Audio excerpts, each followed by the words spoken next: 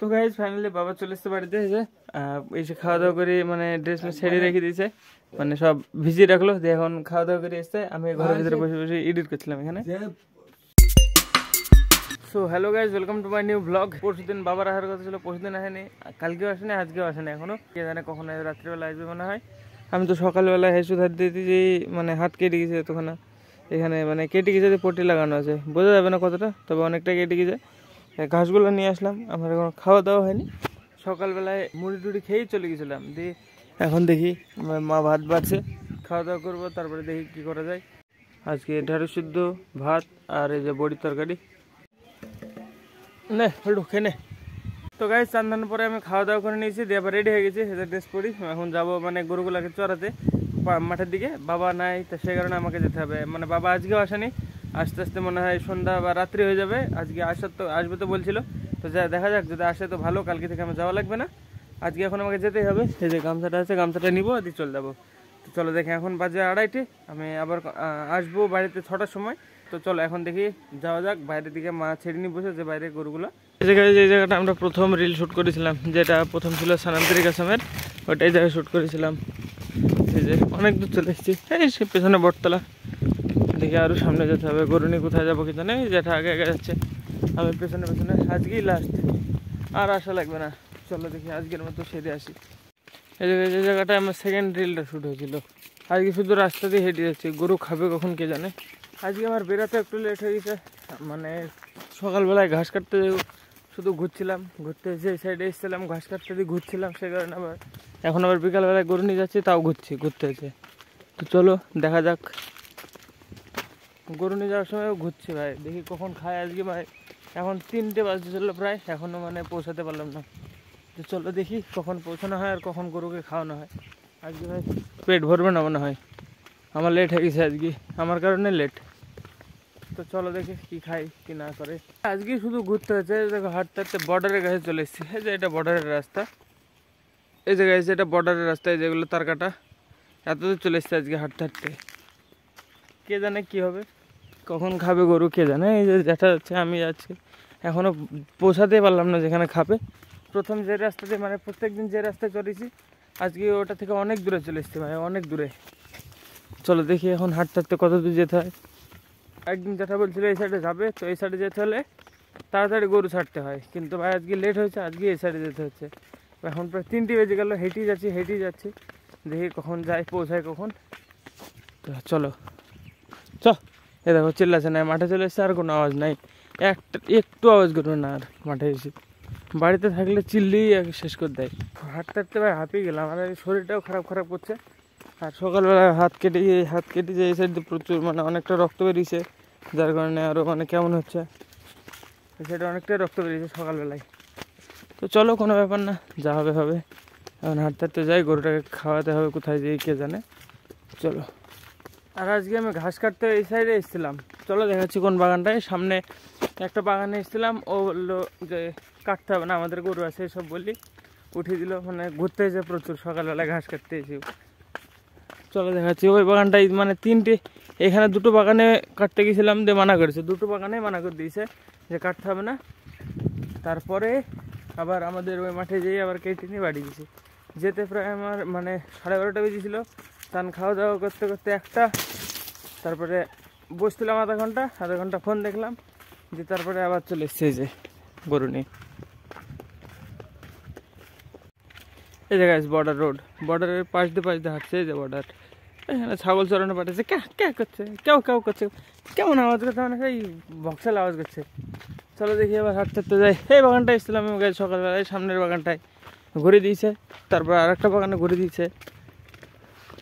এই যে guys border রোডে ছাগল চড়ানো পাটি, এই যে গাইস সব ছাগল পাটি, আর আমরা গরু পাটি।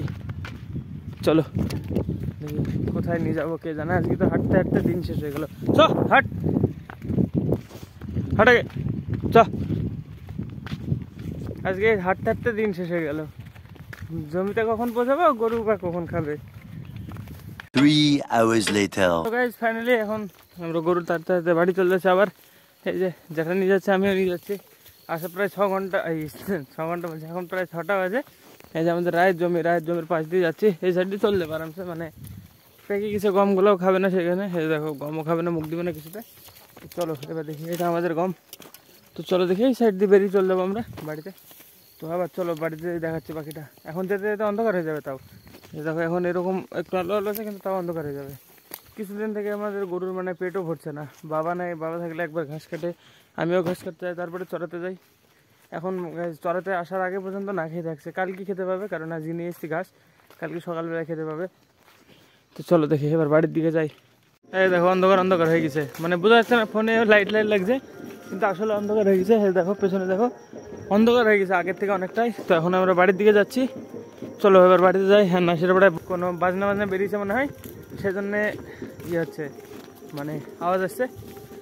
চলো এই যে পাড়ার রাস্তা এটা আমাদের, এবার হাঁটতে চলে যাবো আমি বাড়িতে। যারা চলে গেছে আগে সামনে আছে। তো গাইজ ফাইনালি বাবা চলে এসছে বাড়িতে, এসে খাওয়া দাওয়া করে মানে ড্রেস ছেড়ে রেখে দিয়েছে, মানে সব ভিজিয়ে রাখলো দিয়ে এখন খাওয়া দাওয়া করে এসছে। আমি ঘরের ভিতরে বসে বসে এডিট করছিলাম এখানে।